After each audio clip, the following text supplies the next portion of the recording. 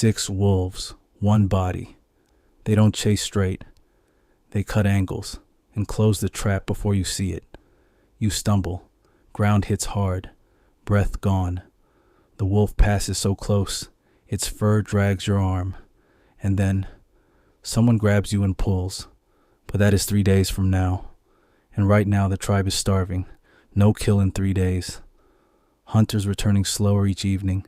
The shame compounding into silence until silence was all that was left.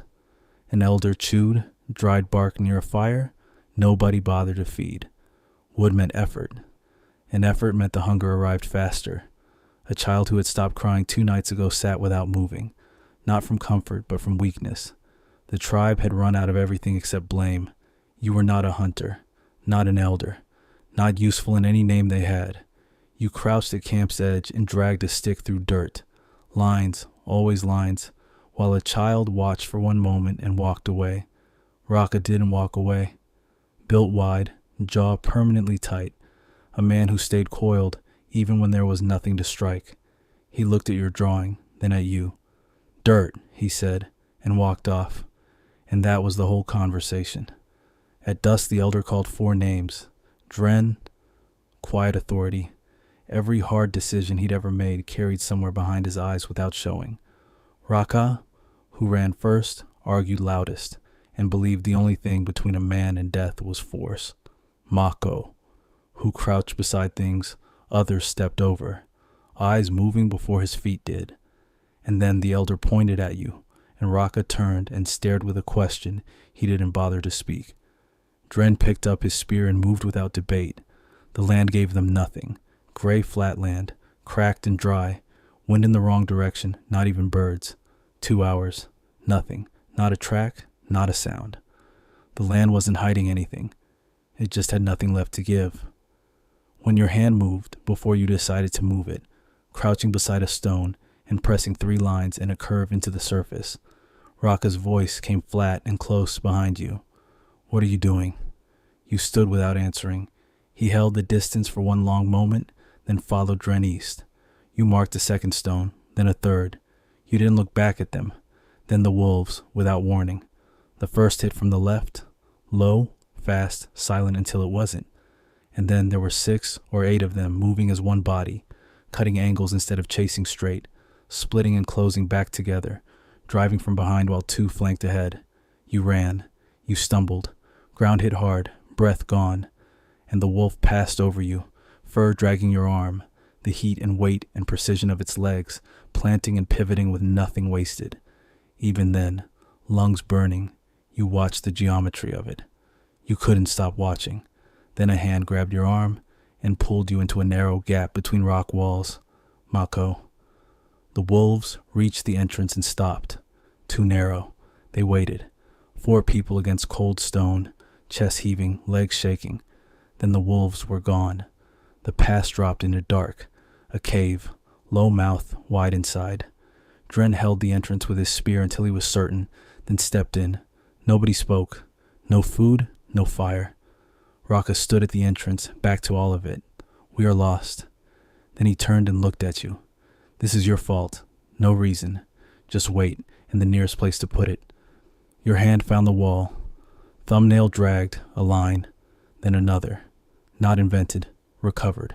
The flat ground where the hunt began. The low dip, the stone where you crouched, then the wolves.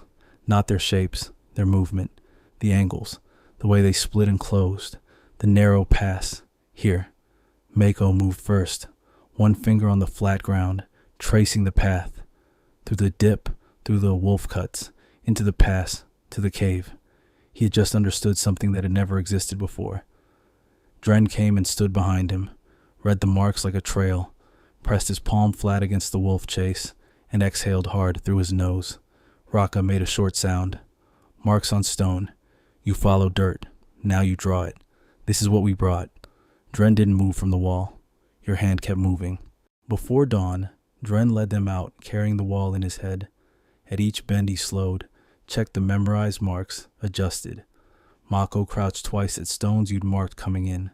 Raka stayed at the back, watching the horizon. Not wrong to watch. Wrong kind of danger. Then the terrain shifted. Dren stopped. Raka stepped up immediately. You're lost. No. You're guessing. I'm not guessing. Raka moved close. You memorized scratches made by him. Now you're standing still in open ground before dawn. He stepped in front of Dren and pointed south. Dren didn't follow. Mako crouched at the nearest marked stone, stood, pointed east. 2 directions, 2 men, nobody moving. You crouched and scratched 3 lines into the dirt. Terrain ahead, low curve, rise hiding camp. Raka scanned south for 10 seconds. Nobody moved. Then Mako spoke. The first time since the cave. He pointed at your marks, then east. 1 sentence. He brought us out of the dark. He'll bring us home. Raka's grip tightened on his spear, released. Dren took 1 step east. Raka followed, no words. The rise came exactly where your mark said it would. Camp below. Fire, smoke, and gray air. The tribe received them the way starving people receive hunters with clean spears. A woman ran to the edge of camp and stopped, her face closing. Dren described the wolves, the cave, the marks that showed the path back. A man by the fire cut in before he finished. You went for food. You found marks on stone. A harder voice followed. Then why did he go? Nobody answered. The elder looked at you, not with hostility, calculation, the kind used when deciding how much a thing costs. 3 days later, the tribe split. Raka led the first group. Instinct, speed, experience. You went with the second. 4 hunters, Mako included. You stopped 4 times in the first hour, crouching to read disturbed stones, bent grass, the way slope channels movement without tracks. 1 hunter glanced back toward camp twice. Mako watched what you watched. The trail led into a rocky gulch. Pressed earth, broken stems, animals through recently. The gulch bent twice and opened. Ground broken in every direction. Animals scattered 6 ways across hard rock. The approach was right. The marks couldn't tell you how they'd scatter when spooked. 1 hunter sat on a stone, breathed out past anger, stood, looked at you once, flat, finished, and walked back without a word. The others watched him go. You crouched and tried to draw the scatter. 6 directions, some logic between them, but the lines wouldn't connect. The marks showed where you'd come from, nothing else. Raka's group returned first, meat held high, small, 2 days at most, but the camp saw it first, and a child moved toward the fire. When your group arrived, Raka read your empty hands from across the fire and said nothing. He crouched and cut. Marks, lines, stones, cut, hunger. Your hand moved against the dirt at your side, small, lines going nowhere. Raka stood, wiped the blade on his leg, and walked past you close enough that you felt the air shifts. The dirt under your fingers was just dirt. 2 nights. Your hand didn't move. On the 3rd morning, it decided before you did. You walked out before camp woke. First rise, flat stone, knee height. 3 lines pressed into it. Slope behind, direction forward. Then the next stone, then the next. Not recording where you'd been, pointing into terrain you hadn't crossed yet. Mako appeared 2 stones behind without a word. Watched where you placed each mark. At the 4th stone, he moved to a rock 10 paces left and marked it himself. Rough, wrong angle. You corrected it with 1 small adjustment. The difference between pointing at the ridge and pointing past it. He looked at the correction, looked at the ridge, nodded once.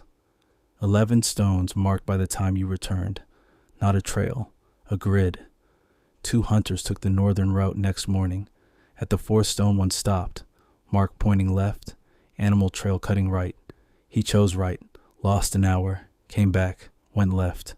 They returned with game, not because they trusted the marks, because everything else had failed first. Nobody said it out loud. Dren saw it. Raka saw that Dren saw. Then Raka took 3 hunters east. No marks. Didn't ask for any. They left at dawn and didn't return by dusk. The fire burned low. A hunter's woman stood at camp's edge for hours without moving. Dren looked at your drawing on the camp stone, at the eastern edge where the marks ended and blank terrain began. He looked at you. Before dawn, you were moving east. Mako beside you, Dren behind. No marked stones, only ground. Broken grass, ridge pressure, direction read by crouching and feeling. You marked each stone as you moved, so the path back existed, whether you needed it or not. Mako marked the stone ahead before you reached it. The tracks didn't go where you'd expect. The land bent them south. You followed where the land led, not where instinct pointed. Raka's group was 2 hours east, trapped. One hunter was hurt. Raka's hands were cut deep, grip gone. He was still standing, but only just. You pulled the hurt one up first, then the next. Raka came last, barely on his feet, hands shaking. You reached out. He took it, no words. Just weight shifting from him to you. Raka was the last. He looked at you when it was done. No words, no softness. But he let you help him. And that was the first time. New drawings appeared on the camp stone that weren't yours. Mako's hand, the two northern hunters, the elder woman who had walked away the first time, now crouching, studying, adding her own rough lines, wrong in places, angles off. But there, one morning you woke to a full hunting route, drawn in charcoal by someone you hadn't taught. 3 lines pointed wrong at a ridge. You corrected them once and walked away. You didn't need to watch anymore. It was no longer only yours. You saw Raka once at the eastern ridge, alone, no one around to see him do it. He crouched at the marked stone and traced the line with one finger, slowly, the way a man handles something he doesn't fully understand but can no longer dismiss. He stayed a long time. When he stood and walked back toward camp, his eyes moved differently across the land, reading it the way you read it. He didn't place a mark, not yet, but the man who said marks on stone in the dark of that cave was already gone. Mako went back to the cave and made the first drawing permanent, charcoal over the faint original lines, darker and clearer. Then the northern grid, then the eastern route, every journey on one wall. You stood there one evening and found your first drawing still underneath it all, faint, half buried. Rough marks made by a hand that hadn't known what it was doing. You added one small mark beside it, not terrain, not direction, just the first one, the one everyone called useless. You left it there. Nobody named what you built, no word for it yet.